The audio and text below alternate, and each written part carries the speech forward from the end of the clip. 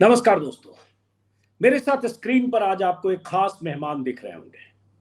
चेहरे से शायद आप में से ज्यादातर, मैं मानता हूं मेरे दर्शक ज्यादातर जरूर जानते होंगे। नाम है सैम पित्रोदा। रहते शिकागो में हैं। ओवरसीज कांग्रेस के मुखिया हैं। राहुल गांधी के सलाहकार के तौर पर उन्हें लोग जानते हैं। लेकिन इसके अलावा उनका एक परिचय है, वो भी ज्यादातर लोग जानते हैं कि भारत में संचार क्रांति के जनक के तौर पर उन्हें जाना और माना जाता है। जब राजीव गांधी भारत के प्रधानमंत्री थे, उसके बाद भी जब मनमोहन सिंह प्रधानमंत्री हुए, तब भी भारतीय ज्ञान आयोग, नॉलेज कमीशन के अध्यक्ष के तौर पर भारत रहे और भारत में उनकी भूमिका प्रधानमंत्री के सलाहकार के तौर पर राजीव गांधी के कार्यकाल में बहुत अहम रही, लेकिन मनमोहन सिंह के कार्यकाल में भी। और जैसा कि मैंने कहा, रहते शिकागो में है।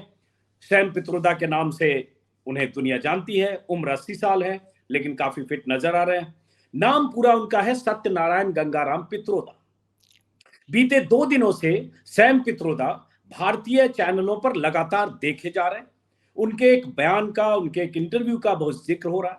सच कहें तो भारतीय चैनलों पर, कई चैनलों पर उन्हें एक विलन के तौर पर चिन्हित किया जा रहा है उनके बयानों की वजह से। 2 बयान बहुत अहम, करीब 30-35 मिनट का इंटरव्यू दिया सैम पित्रोदा साहब ने एएनआई को, जिसमें उन्होंने ईवीएम पर सवाल उठाए, ईवीएम में हेरा फेरी की बात की, ईवीएम को संदिग्ध बताया और कुछ बात कही कि ईवीएम में जो गड़बड़ियां हैं उसको हम दुनिया के सामने लाएंगे प्रेस कॉन्फ्रेंस करके। उसके बाद से बवाल हुआ। और दूसरा बयान राम मंदिर को लेकर, प्रधानमंत्री मोदी जिस ढंग से राम मंदिर के प्रति समर्पित नजर आते हैं, साथ में जो मुख्य मुद्दे हैं वो पीछे हैं, उसको लेकर भी उन्होंने बहुत बातें की। इसलिए मैंने सैम पित्रोदा साहब से आग्रह किया कि आज हम आप संवाद करें और आपने जो कहा उसको विस्तार दें, आपकी बात समझें, कुछ सवाल पूछें और समझें कि आपके जहन में क्या है कि चुनाव में शिकस्त के बाद अचानक ईवीएम पर इतनी तल्खी क्यों।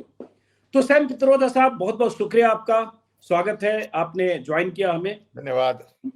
हमारे दर्शक का भी आपको सुनेंगे और आपके जो विचार हैं उससे शायद हम भी समझें कि आपने अगर 2 मुद्दे उठाए उसके पीछे वजह क्या। सबसे पहले दर्शकों को बता दें, सैम पित्रोदा साहब ने जो बयान दिया है एएनआई पर, मैं उस बयान के कुछ हिस्से स्क्रीन पर मैं ग्राफिक्स के जरिए भी दिखाऊंगा, जिसमें उन्होंने कहा, और उसके बाद उसी से जुड़े हुए सवाल होंगे, जिसमें उन्होंने कहा कि ईवीएम को अपने हिसाब से कंट्रोल किया जा सकता है, उसमें दखल मुमकिन है। उन्होंने इंटरव्यू हिंदी इंग्लिश में दिया, मैं उसका हूबहू हिंदी तर्जुमा बता रहा हूं। राजनीतिक दलों को ईवीएम के खिलाफ आंदोलन चलाना चाहिए, ईवीएम के खिलाफ सड़क पर उतरकर आंदोलन करना चाहिए, राजनीतिक दलों को ईवीएम से चुनाव के बहिष्कार के विकल्प पर भी विचार करना चाहिए, सैम पित्रोदा साहब ने कहा। मैं जल्द ही तकनीकी विशेषज्ञों के साथ राष्ट्रीय और अंतर्राष्ट्रीय मीडिया के सामने ईवीएम पर एक प्रेस कॉन्फ्रेंस करने की योजना बना रहा हूं। ये उनके बयान के मुख्य हिस्से हैं, उस इंटरव्यू के मुख्य हिस्से हैं सैम पित्रोदा साहब के, जिसके बाद बवाल हुआ। तो ये सवाल उठने लगा कि आखिर ईवीएम पर क्या खुलासा करने वाले हैं सैम पित्रोदा। ईवीएम हैकिंग को साबित कर पाएंगे क्या? ये सवाल तो बीते 9 सालों से लगातार उठ रहे हैं, विपक्षी दलों की तरफ से, कांग्रेस की तरफ से और खास करके जो पार्टियां हारती है उनकी तरफ से। ईवीएम में हेरा फेरी के सबूत दे पाएंगे सैम पित्रोदा? ये सवाल भी उठ रहे हैं। तो पहले हम शुरुआत करते हैं। जैसा कि मैंने कहा, इस इंटरव्यू के 2 हिस्से होंगे। एक हिस्सा ईवीएम से जुड़ा और दूसरा हिस्सा जो राम मंदिर का उद्घाटन हो रहा है और उसको लेकर प्रधानमंत्री की भूमिका को लेकर जो सैम पित्रोदा ने कहा, वो दूसरा हिस्सा। पहले शुरू ईवीएम से करते हैं। पित्रोदा साहब, चूंकि आपने कहा कि ईवीएम को अपने हिसाब से कंट्रोल किया जा सकता है, उसमें दखल संभव है, ये बातें बीते 8-9 सालों से लगातार हो रही है। एक जमाने में 2009 में तो लाल कृष्ण आडवाणी ने भी ऐसा आरोप लगा, लेकिन आज फिर जब 3 राज्यों में शिकस्त हुई, एमपी, राजस्थान और छत्तीसगढ़ में, छत्तीसगढ़ में, तभी ये फिर इस तरह का बयान देना, तो क्या ये कुछ साबित करने की स्थिति में है, या हर बार जैसे हार के बाद बयान देता है वैसे आपने, कांग्रेस या विपक्षी दल के नेता बयान देते हैं वैसे आपने बयान दिया? सबसे पहले आपका बहुत बहुत धन्यवाद कि आपने मुझे ये मौका दिया। ये जरूरी है हमें बताना कि टाइमिंग इलेक्शन की हार जीत से नहीं बना है। ये टाइमिंग अभी इसलिए इंपॉर्टेंट है कि एक सिटीजन कमीशन ऑन इलेक्शन करके इंडिपेंडेंट ऑर्गेनाइजेशन है जिसके लीडर जस्टिस लोकूर हैं, और ये ऑर्गेनाइजेशन में बहुत सारे फॉर्मल आईएएस ऑफिसर्स, करीबन 250, टेक्नोक्रेट्स, साइंटिस्ट, इंजीनियर्स जुड़े हैं। उन्होंने अभी एक रिपोर्ट पब्लिक जारी किया। सो ये timing is connected to that report, it is not connected to election results. हमने ये रिपोर्ट अच्छी तरह से पढ़ा। रिपोर्ट पढ़ने के बाद हमने लोगों से बातें की, एक्सपर्ट से बातें की, आईआईटी प्रोफेसर्स, अमेरिका में प्रोफेसर्स, सिक्योरिटी एक्सपर्ट्स। और जब ये रिपोर्ट 6500 लोगों ने साइन किया और सबमिट किया इलेक्शन कमीशन को, नेशनली रिपोर्ट पब्लिक किया, किसी ने उसका ध्यान नहीं दिया।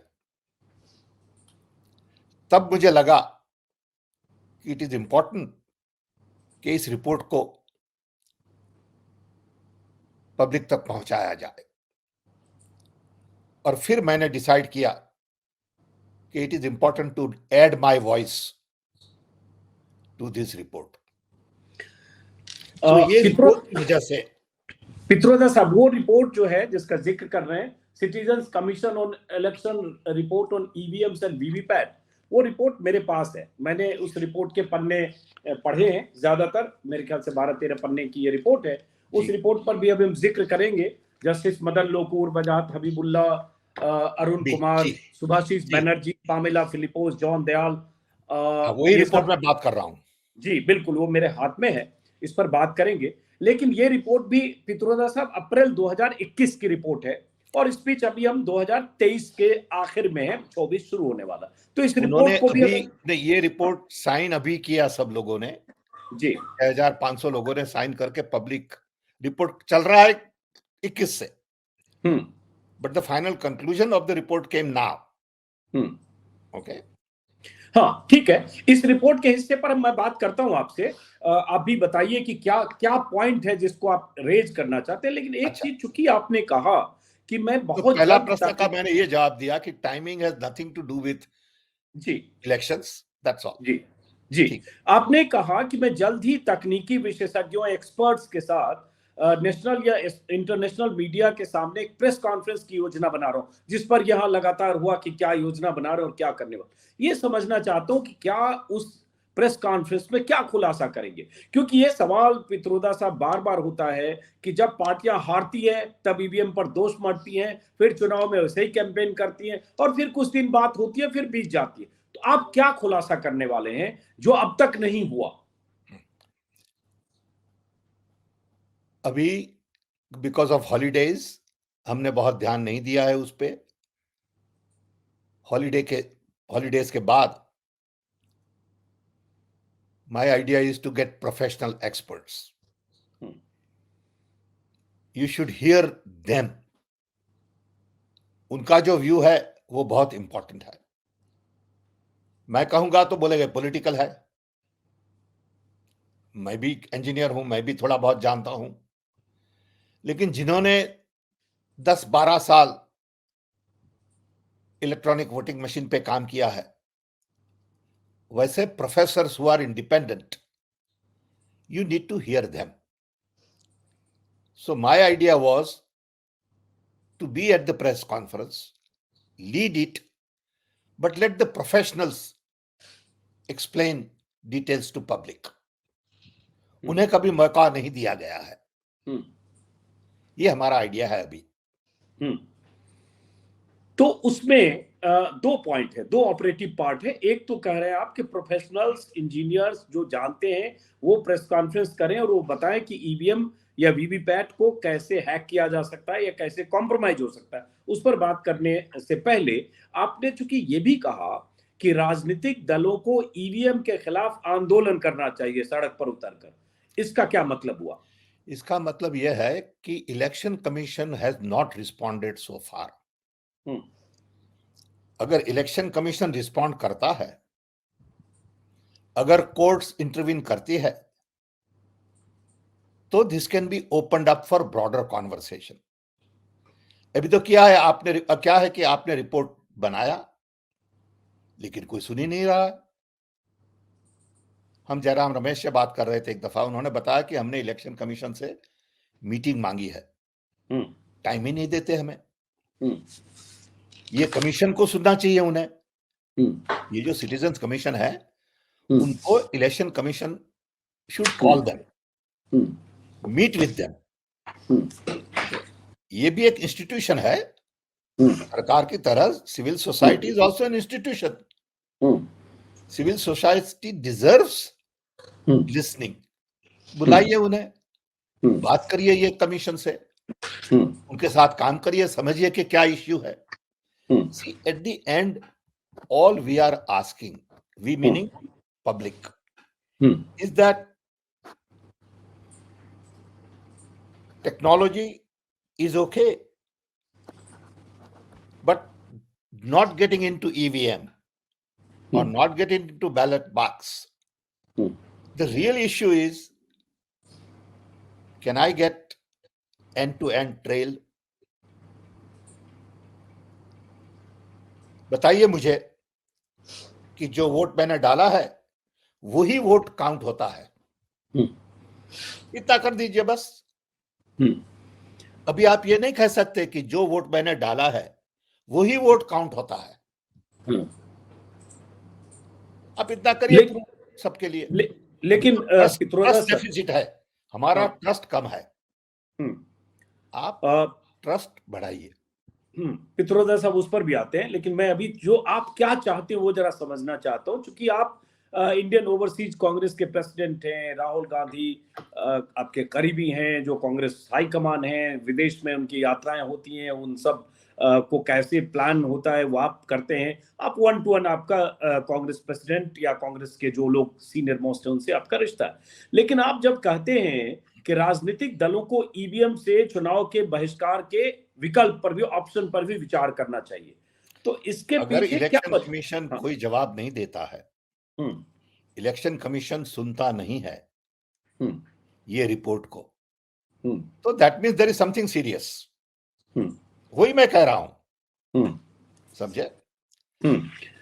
तो election, you know, maybe political party should take a stand, then maybe election commission will listen. अगर election commission listens and meets with them, sorts things out, then it is good for public. लेकिन election commission तो मान नहीं रहा है ना पित्रोदा साहब। जैसे अभी 19 दिसंबर को जो इंडिया गठबंधन की बैठक हुई, उस गठबंधन में भी 4 पैराग्राफ का, 3.5 पैराग्राफ का एक प्रस्ताव पारित हुआ, जिसमें कहा गया कि ईवीएम की कार्य प्रणाली की जो पवित्रता है, उस सैंक्टिटी, उस पर संदेह है, और उसके बाद वीवीपैट पर्ची को बक्से में गिराने की बजाय मतदाताओं को दिया जाना चाहिए। तो ये उन्होंने कहा, लेकिन उसमें साथ ये भी है कि चुनाव आयोग ने ज्ञापन पर इंडिया के प्रतिनिधि मंडल से मिलने में कोई दिलचस्पी नहीं दिखाई। इसीलिए हमें चिंता होती है। हमारी कंसर्न यही है कि इलेक्शन कमीशन इस पे क्यों ध्यान नहीं दे रहा है। क्या बात है ये? समझिए कि इससे 3 दिन ज्यादा लगेंगे, समझिए इससे 500 करोड़ अलग खर्चा होगा। इतने बड़े इलेक्शन के लिए लोगों को कॉन्फिडेंस में लेना बहुत जरूरी है। अभी क्या हो गया है, सरकार एक तरफ है, पब्लिक दूसरी तरफ है।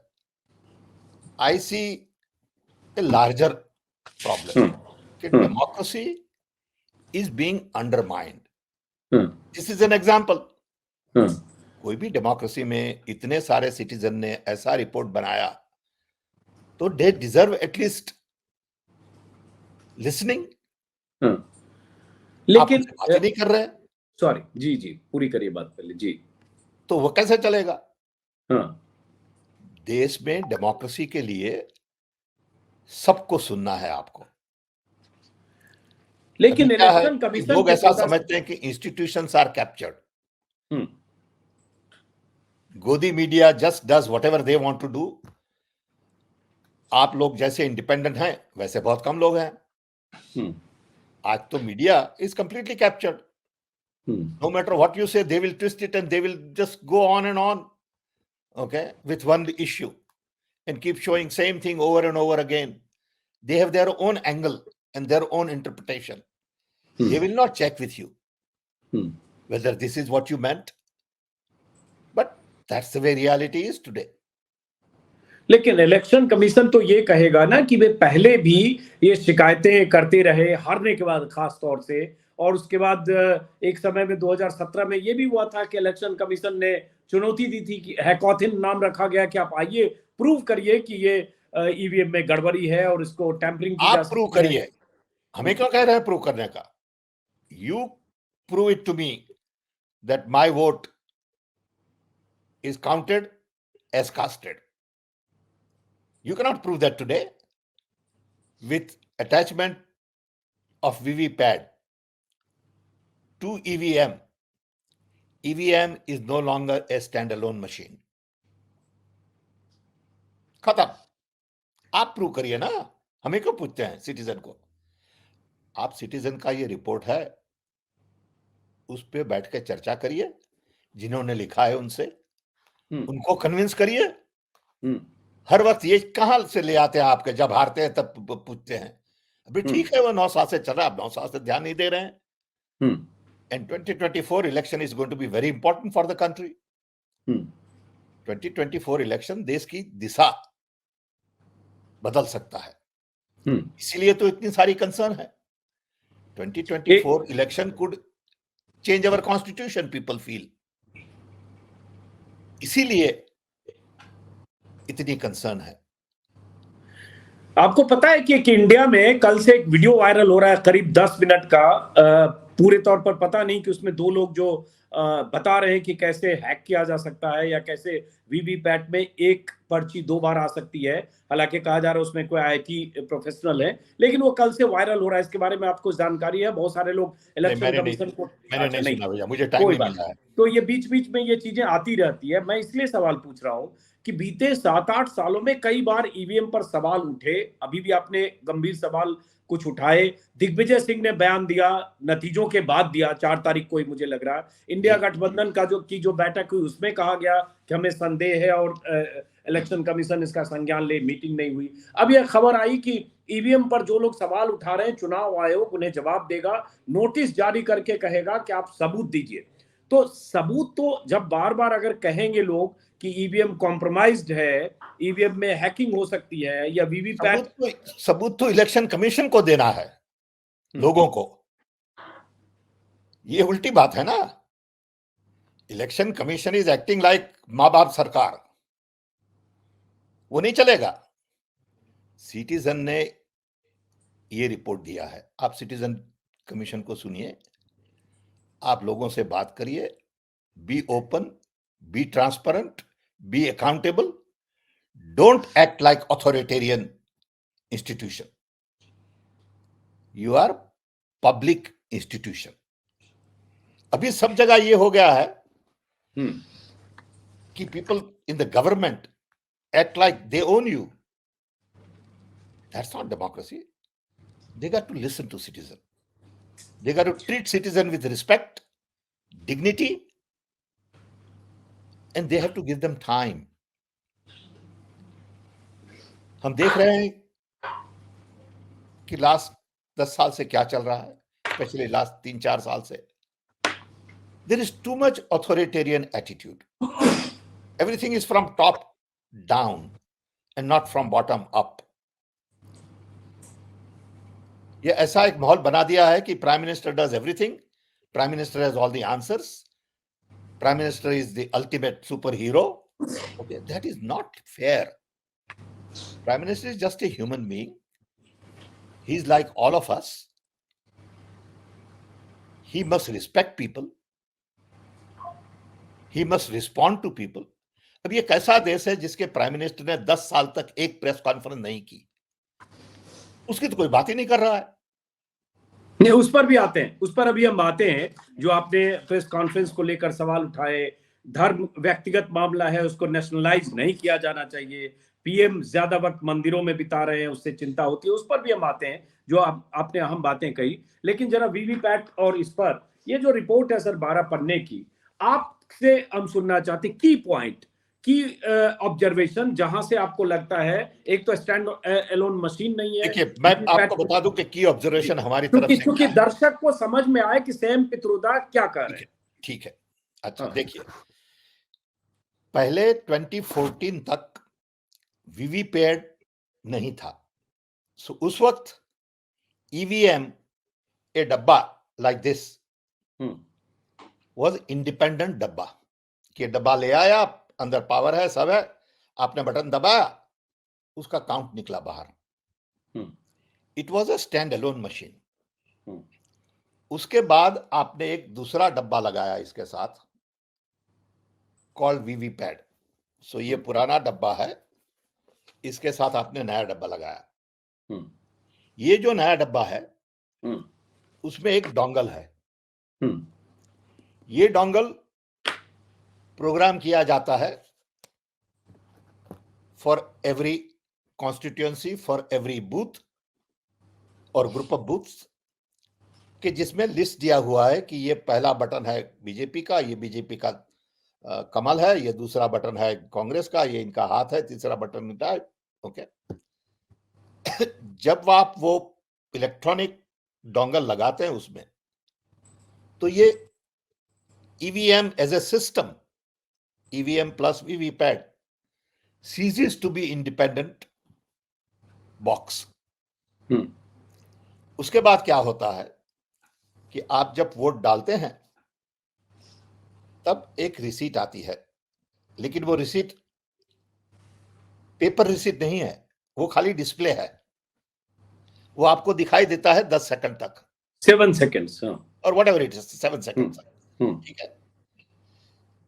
उसके बाद वो इलेक्ट्रॉनिकली कहीं डाल दिया गया है, उसको कह रहे हैं पेपर रिसीट।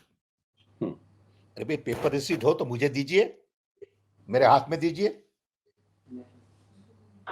और मुझे कहिए कि आप एक दूसरे डब्बे में डालिए जो डब्बा इलेक्ट्रॉनिक कनेक्टेड नहीं है। और जो पेपर रिसीट अभी है वो आप 2-3 वीक के बाद पढ़ नहीं सकते, क्योंकि वो थर्मल प्रिंटर पे प्रिंट की गई है। अगर 3 महीने के बाद कोई केस हुआ, डाउट हुआ और आपको काउंट करना है, you can't read that paper receipt.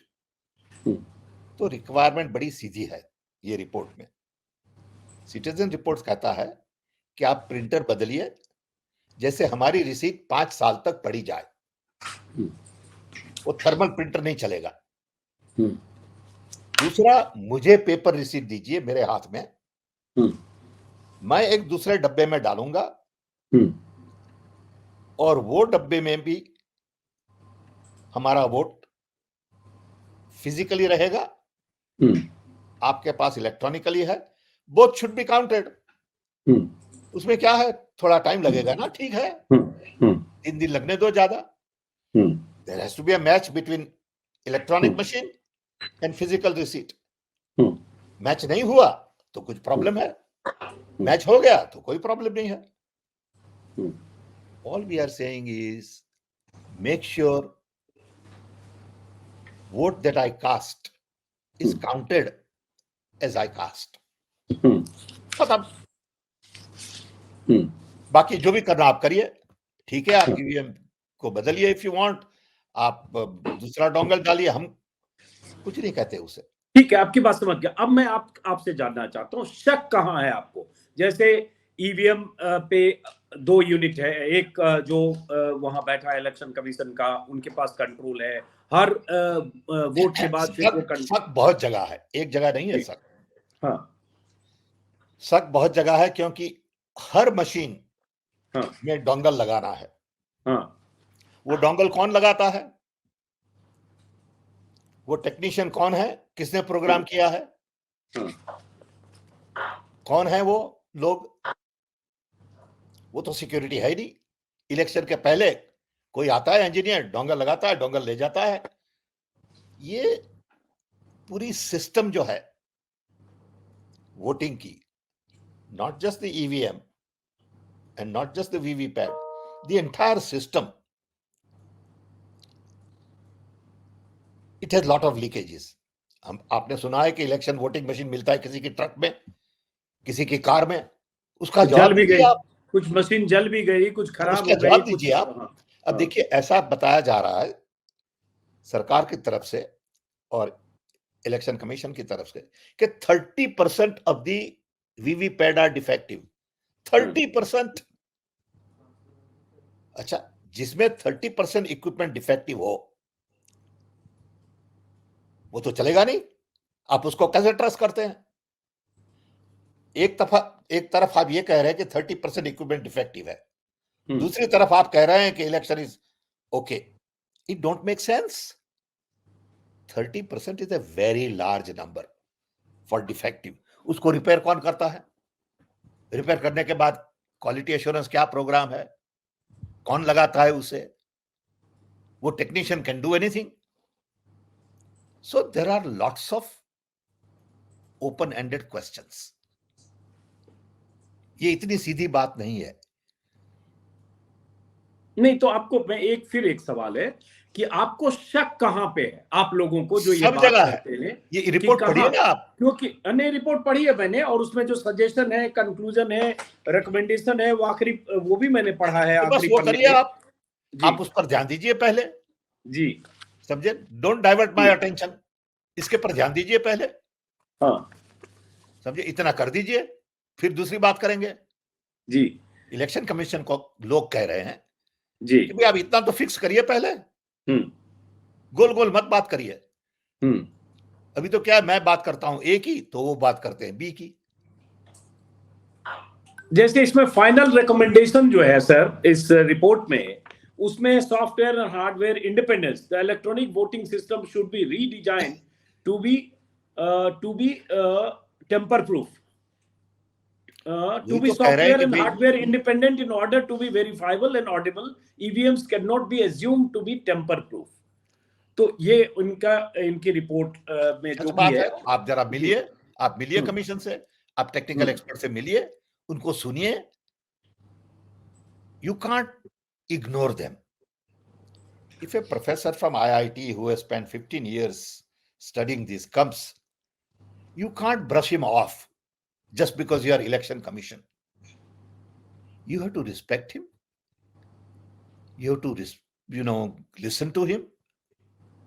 You have to pay attention to what he is saying, and you have to answer his questions. ये सवाल देखिए, जब बीजेपी या जो बाकी सत्ताधारी दल के नेता हैं, मंत्री हैं, वो कहते हैं कि ये जब जब सरकार नहीं बनती है, कांग्रेस हारती है, तब ये कहती है कि डेटा दिया जा रहा है कि एक मिनट सुन लीजिए सर। जो 2004 से 19 तक 4 आम चुनाव हुए, जिसमें 2 बीजेपी 2 बार कांग्रेस ने जीत दर्ज की, 140 विधानसभा चुनाव हुए, 33 में से 33 बार कांग्रेस जीती, 29 बार बीजेपी। तो बीजेपी के बरक्स असेंबली में अगर देखें पिछले 2004 से, तो कांग्रेस भी लगातार जीती है। तो फिर ये शक सुबह या अगर टेम्परिंग होती तो कांग्रेस कैसे जीतती, जैसे 2018 में 3 राज्यों में जीत गई, ऐसा नहीं है, अभी हारी। ऐसा नहीं है। देखिए, अगर मैं टेम्परिंग कर सकता हूं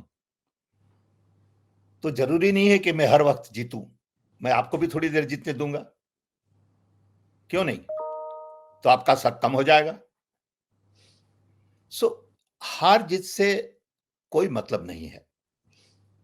डोंट कनेक्ट दिस विथ हार and Jeet, connect this with citizen commission report.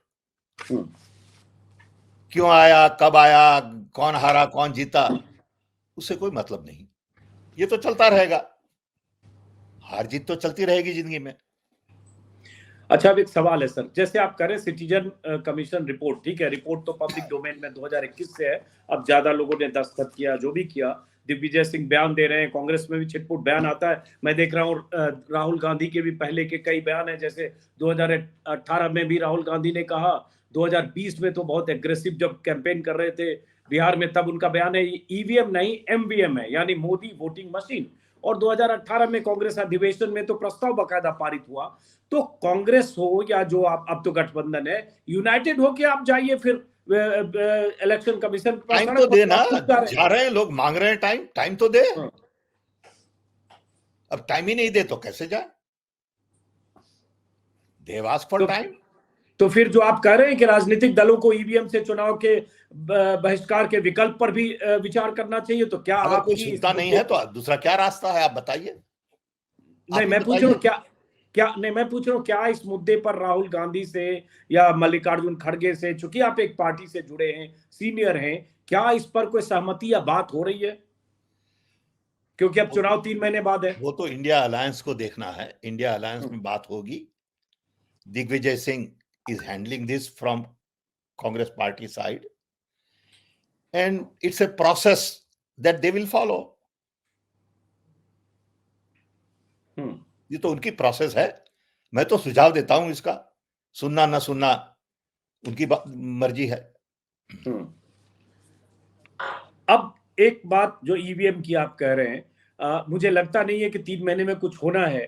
ये बात बार बार जब विपक्ष पर आरोप लगाएगी बीजेपी, तो लोगों को भी ये जहन में तो यही जाएगा कि जब हारते हैं तब ऐसी बात करते हैं, जब फिर आप जीत रहे वही हैं कह तो रहे हैं, मैं कह रहा हूं मैं हारना जितना। एक सवाल सिर्फ कि आप जब जब जैसे 2014 में लगा या 19 में लगा गड़बड़ी हुई, तो जो लड़ाई लगातार 4 साल लड़नी चाहिए अगर ऐसा है तो, उसकी बजाय इसी समय बयान आता। आप मेरी बात को गंभीरता से समझिए सर, ये इशू अभी 3 दिसंबर के बाद उठाना, क्या हमने इसको देखा 22 में, हमने देखा 23 के शुरू में, अभी 3 दिसंबर के बाद, तब तो ये कोई भी कहेगा ना कि 3 दिसंबर के बाद क्यों अचानक एग्रेसिव हो रहे हैं। ठीक है, ये कहेगा कि नहीं, आप ही बताइए। आपकी बात वाजिबी है, हाँ हम समझते हैं आप क्या कह रहे हैं, हम हाँ समझते हैं कि लोग भी ये कहेंगे, हाँ। लेकिन सच ये है कि 2024 elections are the most important elections in the history of India.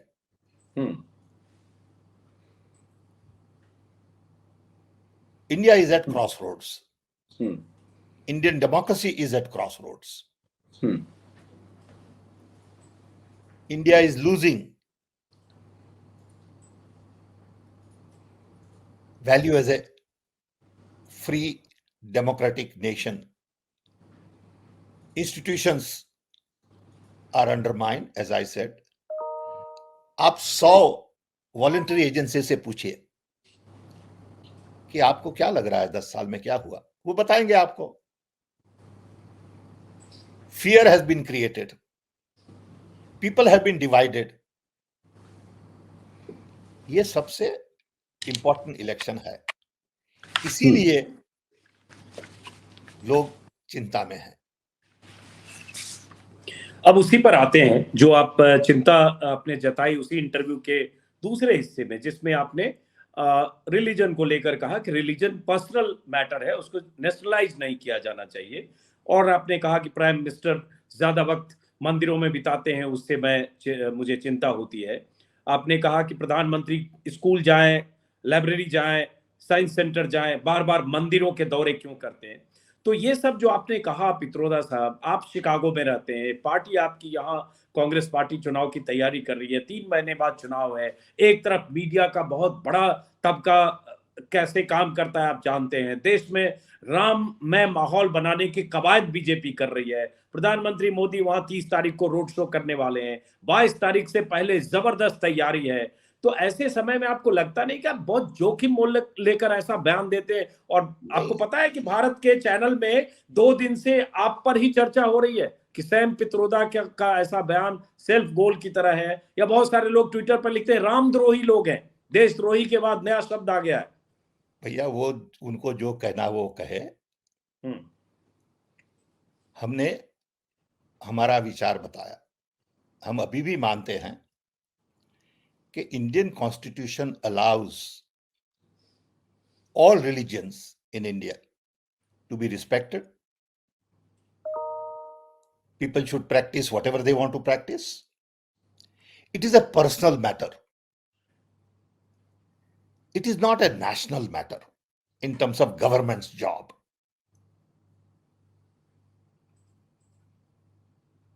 India में हिंदू हैं, मुस्लिम हैं, क्रिश्चियंस हैं, जूस हैं, बुद्धिस्ट हैं, everybody deserves same respect. आजकल क्या हुआ है कि religion has become a platform to divide people. So my concern and my comment was very personal. And I even mentioned that I'm not a very religious person, but I'm Hindu. I'm proud to be Hindu. My wife is very religious. That's her personal matter.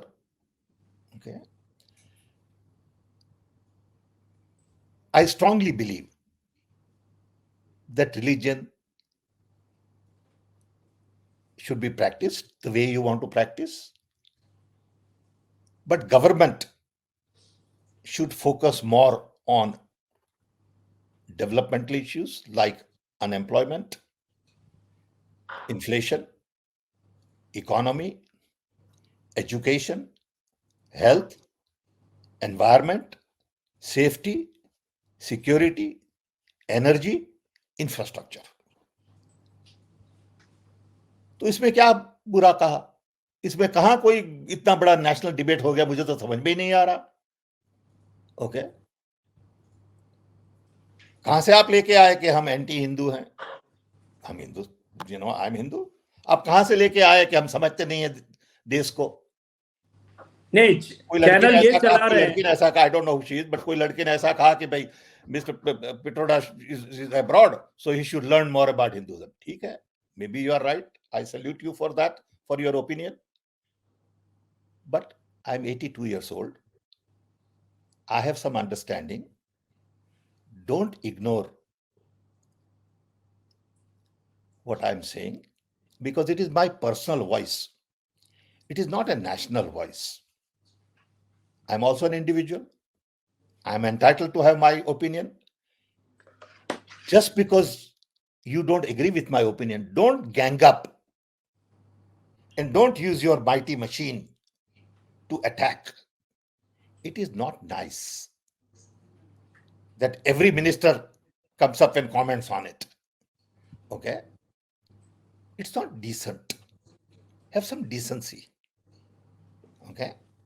आपको पता है sir कि आपके बारे में BJP के मंत्री, सांसद, विधायक, नेता सारे बयान दे रहे हैं. चैनल्स लगातार चला रहे हैं, चैनल्स लगातार कुछ चैनल्स चला रहे हैं. सत्यनारायण, गंगाराम पित्रोदा, सैम पित्रोदा हो गए और बार बार इस तरह से फोकस करने की कोशिश कर रहे हैं कि सैम हो गए, आपके नाम पर इस तरह से जोर देकर हो गया, नाम सैम हो गया, क्या फर्क पड़ता है? हाँ, इस तरह से आपको टारगेट किया जा रहा है, चिन्हित किया जा रहा है कि सैम हो गए इसलिए हिंदू विरोधी हैं. इनका नाम तो पिताजी ने सत्यनारायण गंगाराम इतना अच्छा रखा था जिसमें राम भी है, सत्यनारायण भी है, लेकिन ये इस तरह की बात कर रहे हैं. ठीक, ये तो पागलपन है. Okay, those who are doing this, I feel sorry for them. कि क्या आपने धंधा लिया है आपके पास? दूसरी कोई चीज नहीं है आपको करने की कि पीछे पड़ गए हैं खाली सब एक साथ. It is not nice. It is not decent. Even the media people who show this and discuss it, I feel sorry for them. They don't realize what is valuable and what is not valuable. कि ये important है, ये चीज नहीं important है. Okay, they must have some respect and dignity rather than just telling Mr. Pitroda should learn more about religion. Arey bhai, I know, I don't need your advice. I'm 82 years old. I understand issues. I may not agree with you. That's perfectly all right. But I respect you. I love you. I care for you. You don't have to be like me for me to respect you. I don't need to know your religion to have a good, fair conversation with you. I don't need to ask you what you eat, what you pray, because to me, Manavta is much more important than anything else. अभी देखिए जो हो रहा है Israel Palestine में, अगर कोई बच्चा ब्लड से भरा हॉस्पिटल में आप लाते हैं तो आप नहीं पूछते उसे कि आप मुस्लिम हैं, क्रिश्चियन हैं और जूस हैं. That is more important than religion. वही हम कह रहे हैं और हम उसमें मानते हैं.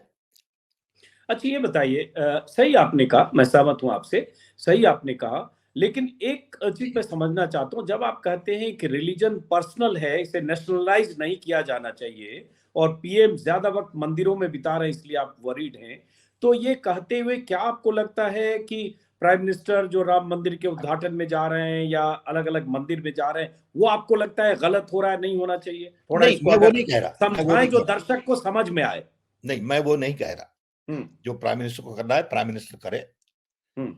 मैं ये कह रहा हूं कि देश को ध्यान देना है डेवलपमेंटल इश्यू पे। देश को समस्या सॉल्व करनी है, वो धर्म समस्या नहीं है, हम्म। वो समस्या है unemployment, education, all the things that I mention earlier. Hmm. वो प्रायोरिटी डेवलपमेंटल प्रायोरिटी होनी चाहिए। अगर प्राइम मिनिस्टर को जाना है धर्म के लिए, वो उनकी, that is his responsibility, that is his choice, who am I to tell him? That's all. But I would tell prime minister, I would request prime minister to have open press conference, meet press on a regular basis, share with them your views, listen to them, because press is public. आप लोग, you do a job which provides public service. All of you journalists take on your shoulder a responsibility to take your message to people. You deserve to have interaction with the prime minister. ये कैसी democracy की जहां आप लोगों को block कर दिया गया है? And you can ask any question. You don't have to ask the question that Prime Minister or I like or somebody else likes.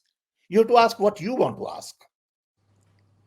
And you, as public representative, deserve respect, dignity, and answers. नहीं, prime minister मिलते हैं दिवाली पर, बहुत सारे लोग जो channel के editor हैं, एंकर्स हैं, उन सब से That is दिवाली पर different. मिलते हैं। That is different. To meet on festival is different than meeting with a specific purpose of a press conference regularly, where you take questions, answer questions, be vulnerable. It's okay to be vulnerable, bhai. It is okay to say, look, I don't know the answer, but I'll find out. ये तो ऐसा एक माहौल किया गया है कि you know all the answers. आपको सब पता है, सबके बारे में आप जानते हैं. It is not democracy. Okay? That's all I'm saying. अब you may not agree with my view, which is okay. नहीं नहीं, ये तो एग्री होना चाहिए भाई। हम सब लोग भी ये कहते हैं, पित्रोदा साहब, सैम साहब, कि भाई प्राइम मिनिस्टर हैं, 10 साल होने जा रहे हैं, 10 साल में 4 महीने 3 महीने बच गए, प्राइम मिनिस्टर ने आज तक प्रेस कॉन्फ्रेंस नहीं की, इसीलिए मैं कह आज रहा हूं तक ये कोई सब ओपन सेशन नहीं हुआ। ये सब चीजें कनेक्टेड हैं। ये सब चीजें कनेक्टेड हैं। प्राइम मिनिस्टर की प्रेस कॉन्फ्रेंस नहीं करना, top down approach, dictatorial mindset, every decision going to PMO, EC commission, election commission not answering citizens report, Supreme Court doing something, it's all connected. These are not disconnected events. And it all boils down to open, transparent, democratic values, आपने which is constitution, guaranteed in our constitution. जी, Okay. आपने संविधान के प्रति कुछ खतरे का जिक्र किया, क्या खतरा लगता है? बहुत सारे लोग जिक्र करते हैं कॉन्स्टिट्यूशन को खतरा होगा अगर 24 में फिर सरकार बनी, क्या लगता है आपको? देखिए, जो हुआ है लास्ट थोड़े बहुत साल में, उससे लगता है कि we will become more a presidential system. अभी लोग पूछते हैं मोदी वर्सेस हु, अरे भाई that is not a question, वो क्वेश्चन ही गलत है। क्या आपका लीडर बताइए? This is not a presidential system, this is a parliamentary system. So don't convert that into Modi versus who. It has to be what kind of a nation you want to build. Do you want a nation where institutions are autonomous? There is no fear Society don't get divided. Every religion is respected.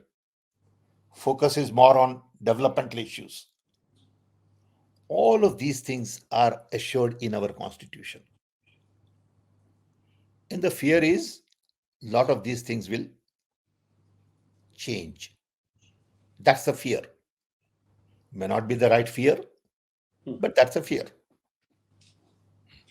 आप And जब I hear कहते this from people. Sorry आप जब कहते हैं पित्रोदा साहब कि Modi versus who, ये सवाल सही नहीं है, लेकिन जनता तो यही देखेगी जिसको वोट देना है 3 महीने बाद लोकसभा चुनाव, 3.5 महीने बाद, कि मोदी नहीं तो कौन. Idea is not about person. Person come and go. No person is going to last forever. We all have to die, unfortunately. But the ideas won't die. Our constitutions can't die. Nation cannot die. So you have to vote not for a person. You have to vote for the kind of nation you want to build. तो उनके जो voter हैं 22 करोड़, जिन्होंने अभी भी 3 राज्यों में सरकार बना दी, वो मानते हैं कि राष्ट्र निर्माण में मोदी जी की अहम भूमिका है, पूरे देश को राम में बना रहे हैं, राम को लेकर मोदी जी आ रहे हैं. तो 40% of the people believe that, but the 60% of the people don't believe it. ठीक है ना? 60% of the people do not believe that. अब जो 40% इलेक्ट करें, and then you dictate what 100% should do, is that fair? You are Prime Minister of a nation, not of a party. This is a concern. अब एक दो political सवाल चुनाव को लेकर सैम सब पित्रोदा साहब, और मैं आपकी उम्र 80 समझ रहा था, लेकिन आप 82 के हैं, तो मुझसे ठीक 25 साल ज्यादा हैं. और मैं जब आप 82 2 बार आपने बोला, मैं जोड़ने लगा कि मैं 57 हूँ, 82 में कहाँ रहूंगा, इस पृथ्वी लोक पर रहूंगा भी कि नहीं रहूंगा. You will be okay as long as you keep working. आप काफी फिट दिख रहे हैं. और हम लोग तो कॉलेज के दिनों में जब पढ़ाई करते थे, तब 84, 87, 88, 89, तब आप इंडिया में थे, और वो उस समय संचार क्रांति और सी डॉट का जिक्र सुना था, तब कॉलेज में थे. और आज आपसे मैं बात कर रहा हूँ. एक सवाल अब बार बार आता है कि 3 महीने बाद चुनाव है पित्रोदा साहब, और चुनाव को लेकर गठबंधन की बैठकें, सब कुछ आपको पता होगा चूंकि इस पार्टी से आप जुड़े. अभी कोई तस्वीर आपको ऐसी दिखती है? ये अलग बात है कि राहुल गांधी 14 जनवरी से एक लंबी यात्रा, फिर से 67 दिनों की 67 डेज की यात्रा शुरू कर रहे हैं, मणिपुर टू मुंबई. लेकिन आपको अभी कोई ऐसी स्थिति दिखती है कि 2024 में मोदी को रिप्लेस कर देगा गठबंधन? देखिए, it all depends on people of India. We have a democracy. In democracy, 60% of the people are not voting for BJP. 40% are voting for BJP. जो 60% है, वो डिवाइड हो जाते हैं मल्टीपल पार्टीज में. अगर ये पार्टीज डिसाइड करे कि हम 1-to-1 कैंडिडेट की कंटेस्ट करेंगे, तो रिजल्ट बदलेगा, श्योर बदलेगा, क्योंकि 60% will vote for that person and 40% will vote for that person, whatever that percentage is. नहीं, बट उस 60% में उड़ीसा भी है, नवीन पटनायक है, उस 60% में बीआरएस भी है, उस 60% में Chandrababu Naidu. You subtract all that, that's okay. Jagan Reddy भी है. I understand. When I say it's not that black and white. Mayawati भी है. Yeah, I understand that. So I'm saying, in general, 40% of the people vote for BJP. Okay. 60% coming together would make a difference. If they don't come together, you will see the results as it is. That's all. तो इसका मतलब मान रहे हैं कि 2024 में भी बहुत आसान नहीं है. जैसे बहुत सारे लोग बोलते हैं कि अभी 2024, योगेंद्र यादव कहते हैं अभी 2024 के रेस इज स्टिल ओपन, लेकिन ज्यादातर लोगों को लगता है कि जो फासला है बीजेपी और बाकी दलों में, वो फासला गैप इतना बड़ा है कि कहना मुश्किल है. मे भी जैसे मोदी कह रहे हैं कि हम हैट्रिक लगाएंगे, हो सकता है हैट्रिक हो जाए. People of India will have to decide कि आपको कैसा देश बनाना है। आपको हिंदू राष्ट्र बनाना है, आपको तो आप इस तरह वोट दीजिए। आपको कॉन्स्टिट्यूशन बचाना है जिसमें सब रिलीजन साथ मिलके रहे, काम करें, तो आप सोचिए उसके बारे में। लोगों को डिसाइड करना है कि देश की दिशा किस तरह जा रही है। उनका वोट बहुत इंपॉर्टेंट है। इसीलिए ईवीएम बिकम्स मोर इंपॉर्टेंट, क्योंकि